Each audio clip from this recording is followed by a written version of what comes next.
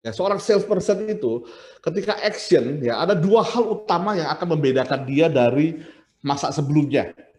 Ya, dan dua ini saya label dengan satu kata adalah hyper focus dan yang kedua adalah massive action.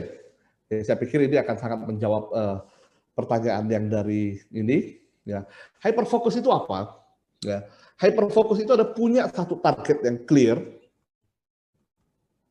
punya satu activities yang clear, ya, dan punya satu schedule yang clear. Ya, ini yang pertama. Ya, punya satu target yang clear, punya activities yang clear, dan punya schedule yang clear. Ini di era seperti ini yang akan jadi kunci ya yang sangat-sangat menentukan. Clear target itu adalah breakdown.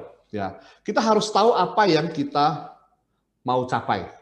Ya, kalau ada orang, ya apalagi sales, ya lalu nggak tahu targetnya apa, ya itu sangat bermasalah. Seperti saya berikan orang biasa bilang begini, ya, yang penting saya mau jualan seberapa banyak, nggak tahu, ya. Lalu bulan berikutnya saya mau jualan lebih banyak dari bulan lalu, seberapa lebih, ya. Nah, ini yang perlu diperjelas, ya, karena kalau kita tidak punya satu gambaran tak jelas target yang kita mau capai itu seperti apa, itu akan sangat sulit. Ketika kita underachieve, kita akan berpikir nggak apa-apa, karena ini memang yang dari awal saya mau kok, padahal nggak begitu. Ketika kita overachieve, ya kita nggak akan sadar measurementnya di mana. So yang pertama adalah untuk hyper focus itu bikin target yang clear. Ya, breakdown target tahunan, breakdown ke bulanan, bulanan breakdown ke mingguan, mingguan breakdown kalau perlu ke harian. Company punya satu target, breakdown ke tim, breakdown ke division, breakdown ke personal. At the end of the day, hanya kalau kita punya clear target, kita bisa menyusun yang selanjutnya. Yang selanjutnya itu apa? Clear activity. Ya, clear activity inilah yang sekarang ini sangat-sangat penting. Ya, kalau dulu, ya, semua orang di kantor, ya kan, semua orang duduk di tempat yang sama dengan cubicle, semua orang dalam satu persepsi itu dipikir semua orang lagi kerja, ya, padahal belum tentu. Ya, so baik untuk diri kita sendiri atau kalau kita leader kita set untuk anak buah kita, ya itu ada clear activity. Apa yang translate, apa yang bisa bikin sales, apa yang bisa hasilkan leads. Kalau memang kita berpikir begini, oke, kalau saya tulis surat penawaran bisa jadi leads, ya lakukan, tulis kepada sebanyak mungkin calon klien. Kalau saya WA orang, itu bisa jadi sales, lakukan. Di luar itu, jangan lakukan hal lain. Dan satu lagi ini ya adalah clear schedule. Nah ini yang sangat-sangat ini juga sangat-sangat penting. Ya. Kita tadi saya bilang ketika kita di kantor, ya kita memang duduk di meja kerja kita, ya memang waktu itu kita blok untuk kerja. Itu aja kadang-kadang kita nggak kerja. Apalagi kalau kita nggak terkondisikan seperti itu. Ya, maka yang penting adalah begini, orang akan datang kepada tim leadernya dan bilang gini, saya kan nggak bisa kerja non-stop selama 8 jam. Ya, anggaplah satu hari kerja 8 jam ya. Betul, oke, nggak masalah. Ya, berapa jam kamu bisa kerja non-stop? Ya, kalau kamu bisa kerja 1 jam non-stop, ya, maka kamu cukup lakukan 8 kali atau kurang lah, atau 7 kali lah plus minus. Ya. Jadi perlu bikin time block untuk setiap aktivitas. Nah ini perlu satu pengertian kenapa? Karena kadang-kadang bos yang bikin kacau. Ya, kita udah set schedule, ya bos yang kacauin. Bos tiba-tiba panggil, karena gue bos, kalau gue panggil lu harus datang. Nah itu jangan. Ya bos juga harus punya clear schedule dan harus bisa ngerti boundaries antara schedule tim dengan schedule yang dia miliki dan tentunya kalau nggak ada emergency.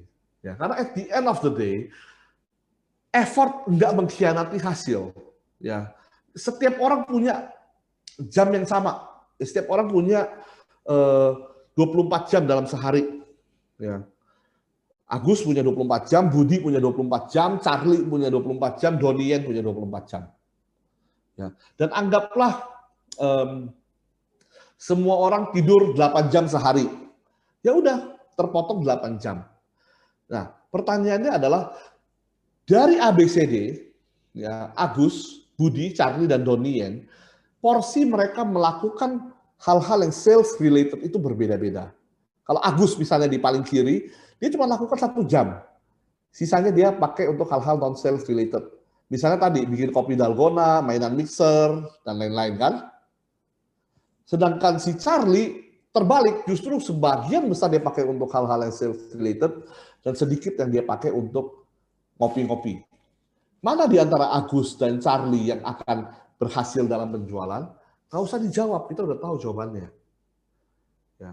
Karena itu sangat penting untuk punya clear schedule. Ya. Pada saat jam kerja, ya jangan main WA. Kalau kerjanya memang main WA, ya udah jangan main yang lain.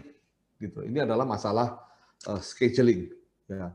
Nah, dengan punya satu hyper focus yang clear, ya, barulah kita bisa mencapai goal-goal kita, seperti yang tadi target yang jelas. Ya. Tambahan. Lalu kita pikir begini, oh nggak apa-apa. Kenapa? Saya jago. Saya multitasking. Jadi saya bisa sambil WA klien, sambil nonton Netflix. Kan? Siapa di antara kita yang pikir begitu? Hampir sebagian besar pasti. Ya. Semua orang pikir dia paling jago, bahwa dia bisa multitasking sambil ngemail, sambil WhatsApp, sambil pijit, sambil nonton, sambil dengerin radio. Padahal pada kenyataannya, sebagian besar manusia nggak bisa multitask dengan efektif. 98% of people cannot multitask effectively. Padahal kenyataannya apa? Padahal kenyataannya multitasking, ya, itu menurunkan produktivitas sampai dengan 40%. Even lebih jauh lagi orang bilang multitasking menurunkan IQ. Ya.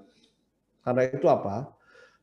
Era yang baru, action yang harus kita lakukan, ya tadi satu adalah hyper focus.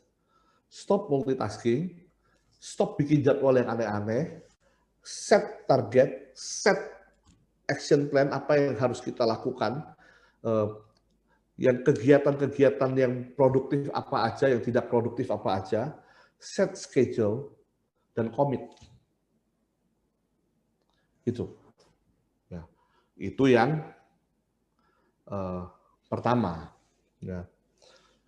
Yang kedua, ya bicara soal action tadi, setelah kita tahu semua hal itu, yang tadi 4 mega shift konsumen dan apa yang diharapkan dari market terhadap kita, ya maka yang kedua itu adalah ketika kita mau action, ya jangan setengah-setengah, ya jangan jangan orang suka bilang begini nih, ini orang suka bilang begini, saya nih work smart, ya kamu work hard, nggak apa-apa. Saya ini work smart, ya, iya dan enggak, iya dan enggak. Ya, kenapa iya dan enggak? Karena kadang-kadang, ya, orang suka menyalahartikan work smart itu. Ya. Work smart itu sebenarnya bicara soal efektivitas, ya, dengan waktu dan resource yang lebih sedikit menghasilkan pekerjaan yang sama. Bukan berarti lalu pekerjaannya hanya itu saja yang lakukan. Ketika kita bicara work smart dan kita bicara effectively managing time and resources, kita sebenarnya bicara kalau ini diterapkan terus-menerus akan menghasilkan produksi yang jauh lebih besar daripada yang saat ini diproduksi. Karena itu tetap ya saya adalah firm believer dari apa? Dari work hard, massive action. Ya. Dan action itu sangat simpel. Yang tadi saya bilang, punya action plan, susun action plan, lagi-lagi ketemu kata ini, apa itu action plan? Ya, action plan itu disusun supaya smart. Ya, disusun supaya smart. Saya pikir banyak di antara kita juga sudah terbiasa menyusun action plan yang smart, ya saya percaya. Ya. Jadi saya nggak jelaskan satu persatu apa itu, tapi bikin Bikin dalam artian apa? Bikin dalam artian bikin sampai kita bisa baca. Gimana kita bisa baca? Tulis. Ya, itu yang harus dilakukan. Lalu dibikin clear, di breakdown seperti yang kita bicarakan tadi. Ya.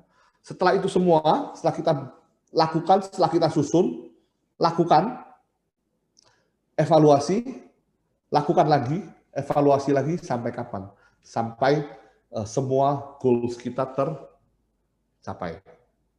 Ya, jadi ini dua yang saya pikir di era jualan yang baru ini dua hal yang benar-benar harus dimiliki oleh seorang tenaga pemasar. Ya, nggak bisa kita setengah-setengah, baik dalam fokus maupun dalam action yang kita lakukan. Ya, jadi tadi siapa yang nanya, mudah-mudahan menjawab pertanyaannya.